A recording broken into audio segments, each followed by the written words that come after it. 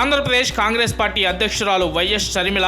ఈ నెల 27వ తేదీన ఒంగోలు వస్తున్నట్లు Darsi assembly Congress party incharge Putluru Konda Reddy ఓ ప్రకటనలో తెలిపారు. ఒంగోలులోని విష్ణుప్రియ కన్స్ట్రక్షన్ హాల్ నందు జిల్లా కాంగ్రెస్ పార్టీ కార్యవర్గ సమావేశానికి వైఎస్ షర్మిలతో పాటు పలువురు కాంగ్రెస్ పార్టీ సీనియర్ నాయకులు ఒంగోలు వస్తున్నట్లు పుట్లూరు